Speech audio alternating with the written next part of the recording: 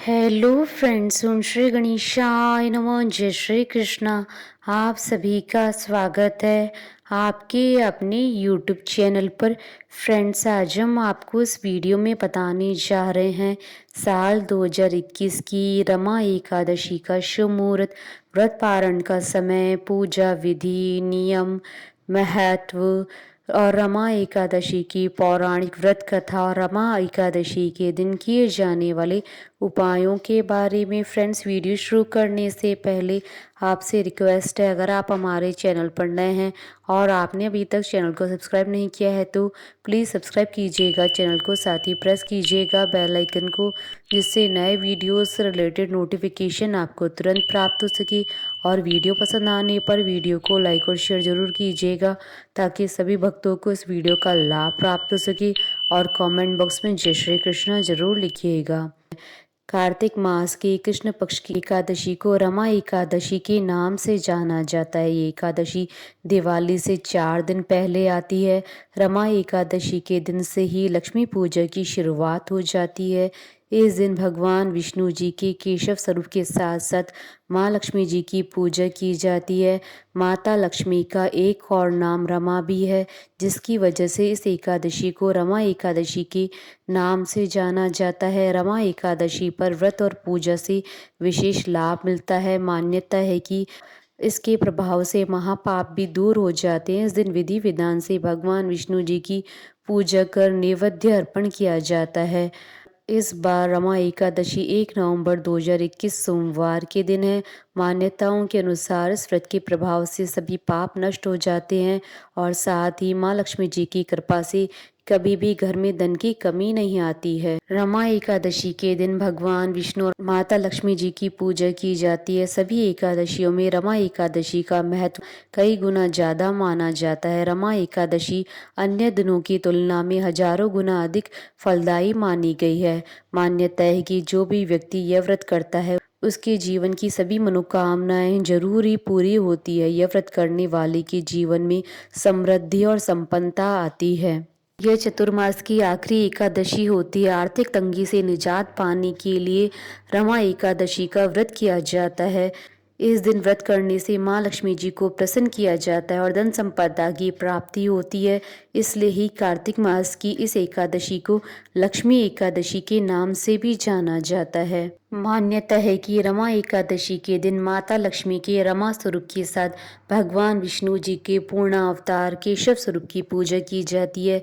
Friends, अब आइए जानते हैं रमा एकादशी की पूजन विधि और नियमों के बारे में। एकादशी व्रत के नियमों का गंभीरता से पालन करना चाहिए, तभी इस व्रत का पुण्य प्राप्त होता है। एकादशी व्रत के नियमों के अनुसार व्रत का आरंभ दशमी तिथि के समापन से ही आरंभ हो जाता है, इसलिए दशमी तिथि के दिन सूर्यास्त के बाद भोजन ग्रहण नहीं करना चाहिए।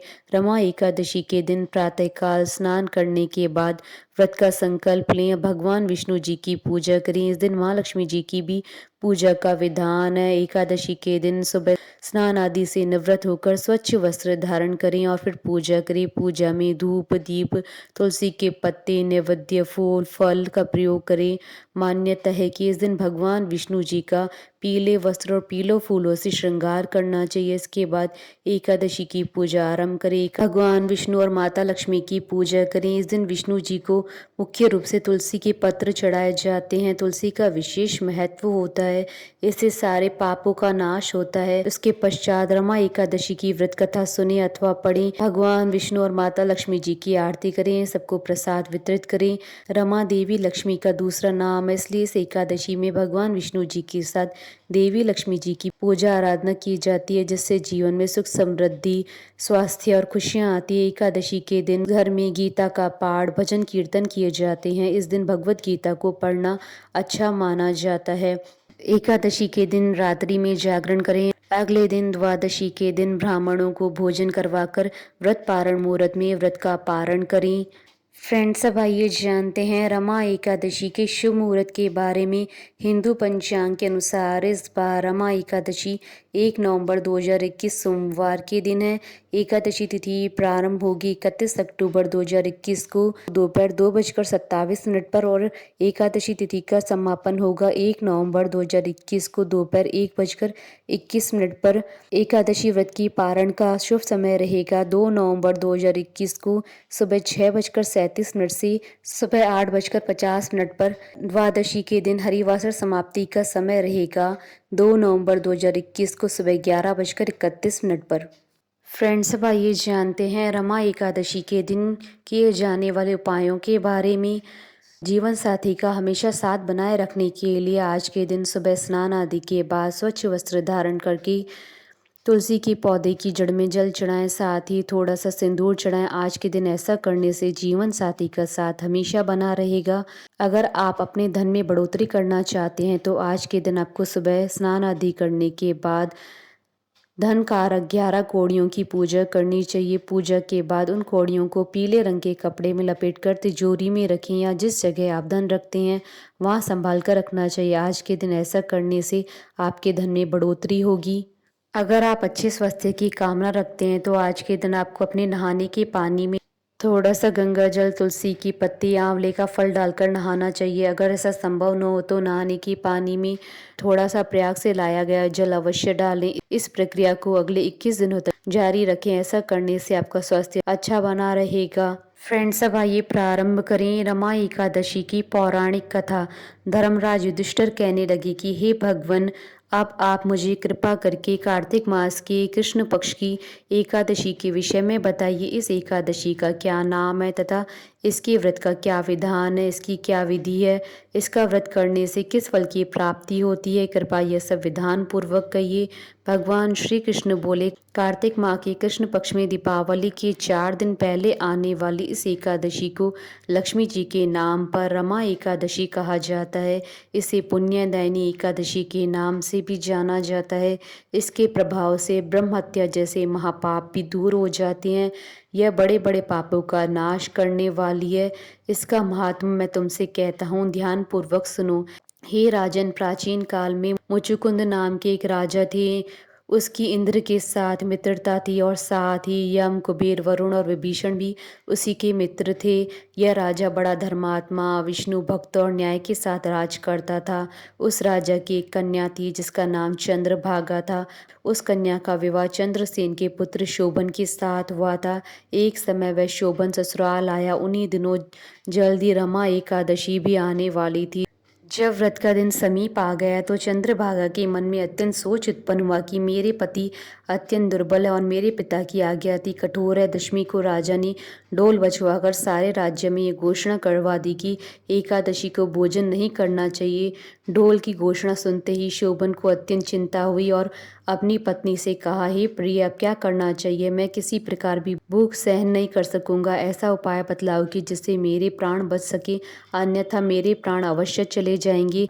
चंद्रभागा कहने लगी कि हे स्वामी, मेरे पिता के राज्य में एकादशी के दिन कोई भी भोजन नहीं करता। हाथी, घोड़ा, ऊंट, बिल्ली, गौ आदि भी तृण, अन्न, जल आदि ग्रहण नहीं कर सकते। फिर मनुष्य का तो कहना ही क्या है। यदि आप भोजन करना चाहते हैं तो किसी दूसरे स्थान पर चले जाइए, क्योंकि यदि आप यहीं रहना चाहते हैं तो आपको व्रत अवश्य करना पड़ेगा।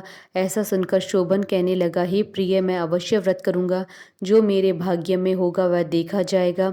इस प्रकार से विचार कर शोभन ने व्रत रख लिया और वह भूख प्यास से अत्यंत पीड़ित होने लगा। जब सूर्य नारायण अस्त हो गए और रात्रि को जागरण का समय आया, जो वैष्णव को अत्यंत हर्ष देने वाला था परंतु शोभन के लिए अत्यंत दुखदायी हुआ। प्रातः काल होते ही शोभन के प्राण निकल गए। तब राजा ने सुगंधित काष्ठ से उसका दाह संस्कार करवाया, परंतु चंद्रभागा ने अपने पिता की आज्ञा से अपने शरीर को दग्ध नहीं किया और शोभन की अंत्येष्टि क्रिया के बाद अपने पिता के घर में ही रहने लगी। रमा एकादशी के प्रभाव से शोभन को मंदराचल पर्वत पर धन धान्य से युक्त तथा शत्रुओं से रहित एक सुंदर देवपुर प्राप्त हुआ। वह अत्यंत सुंदर रत्न और वैदुर्य मणि जड़ित स्वर्ण के खंभों पर निर्मित अनेक प्रकार के स्फटिक मणियों से सुशोभित भवन में बहुमूल्य वस्त्राभूषणों तथा छत्र व चंवर से विभूषित गंधर्व और अप्सराओं से युक्त सिंहासन पर आरूढ़ ऐसा शोभायमान होता था मानो दूसरा इंद्र विराजमान हो।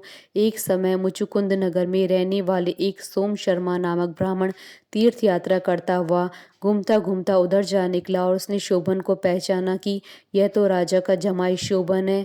उसके निकट गया। शोभन भी उसे पहचान कर अपने आसन से उठकर उनके पास आया और प्रणाम आदि करके कुशल प्रश्न किया। ब्राह्मण ने कहा कि राजा मुचुकुंद और आपकी पत्नी कुशल से हैं। नगर में सब प्रकार से कुशल है, परंतु हे राजन, हमें आश्चर्य हो रहा है कि आप अपना वृतांत कहिए कि ऐसा सुंदर नगर जो न कभी देखा न सुना आपको कैसे प्राप्त हुआ। तब शोभन बोला कि कार्तिक कृष्ण पक्षी रमा एकादशी का व्रत करने से मुझे यह नगर प्राप्त हुआ, परंतु यह अस्थिर है। यह स्थिर हो जाए ऐसा कोई उपाय कीजिए। ब्राह्मण कहने लगा कि हे राजन, यह स्थिर क्यों नहीं है और कैसे स्थिर हो सकता है, आप बताइए, फिर मैं अवश्यमेव वह उपाय करूंगा। मेरी इस बात को आप मिथ्या न समझिए। शोभन ने कहा कि मैंने इस व्रत को श्रद्धा रहित होकर किया था। यह सब कुछ अस्थिर है। यदि आप मुचुकुंद की कन्या चंद्रभागा को यह वृतांत कहें तो यह स्थिर हो जाएगा। ऐसा सुनकर उस श्रेष्ठ ब्राह्मण ने अपने नगर लौटकर चंद्रभागा से सब वृतांत कह सुनाया। ब्राह्मण के वचन सुनकर चंद्रभागा बड़ी प्रसन्नता से ब्राह्मण से कहने लगी कि हे ब्राह्मण, ये सब बातें आपने प्रत्यक्ष देखी हैं या स्वप्न की बातें कर रहे हैं। ब्राह्मण कहने लगा कि हे पुत्री, मैंने महावन में तुम्हारे पति को प्रत्यक्ष देखा है, साथ ही किसी से विजय न हो ऐसा देवताओं के नगर के समान उसका नगर भी देखा है। उन्होंने यह भी कहा कि यह स्थिर नहीं है, किस प्रकार वह स्थिर रह सके सो उपाय करना चाहिए। चंद्रभागा कहने लगी, हे विप्र, तुम मुझे वहां ले चलो। मुझे पतिदेव के दर्शन की तीव्र लालसा है। मैं अपने किए हुए पुण्य से उस नगर को स्थिर बना दूंगी। आप ऐसा कार्य कीजिए जिससे उनका हमारा संयोग हो, क्योंकि वियोगी को मिला देना महान पुण्य होता है। सोम शर्मा यह बात सुनकर चंद्रभागा को लेकर मंदराचल पर्वत के समीप वामदेव ऋषि के आश्रम पर गया। वामदेव जी ने सारी बात सुनकर वेद मंत्रों के उच्चारण से चंद्रभागा का अभिषेक कर दिया। तब ऋषि के मंत्र के प्रभाव और एकादशी के व्रत से चंद्रभागा का शरीर दिव्य हो गया और वह दिव्य गति को प्राप्त हुई। उसके बाद बड़ी प्रसन्नता के साथ अपने पति के निकट गई। अपनी प्रिय पत्नी को आते देखकर शोभन अति प्रसन्न हुआ और उसे बुलाकर अपनी बाईं तरफ बैठा लिया। चंद्रभागा कहने लगी कि हे प्राणनाथ, आप मेरे पुण्य को ग्रहण कीजिए। अपने पिता के घर जब मैं 8 वर्ष की थी तब से विधि पूर्वक एकादशी के व्रत को श्रद्धा पूर्वक करती आ रही हूँ। इस पुण्य के प्रताप से आपका यह नगर स्थिर हो जाएगा तथा समस्त कर्मों से युक्त होकर प्रलय के अंत तक रहेगा। इस प्रकार चंद्रभागा दिव्य आभूषण और वस्त्रों से सुसज्जित होकर अपने पति के साथ आनंद पूर्वक रहने लगी। हे राजन, यह मैंने रमा एकादशी का महात्म कहा है। जो मनुष्य इस व्रत को करते हैं उनके ब्रह्म इत्यादि समस्त पाप नष्ट हो जाते हैं। कृष्ण पक्ष और शुक्ल पक्ष दोनों ही एकादशियां समान है, इनमें कोई भेदभाव नहीं है, दोनों समान फल देती हैं। जो मनुष्य इस महात्म्य को पढ़ते अथवा सुनते हैं वे समस्त पापों से छूटकर विष्णु लोक को जाते हैं। बोलिए भगवान विष्णु जी की जय, माता महालक्ष्मी जी की जय, सनातन धर्म की जय। हमारे साथ इस वीडियो में अंत तक बने रहने के लिए आपका धन्यवाद। ओम श्री गणेशाय नमः। जय श्री कृष्ण।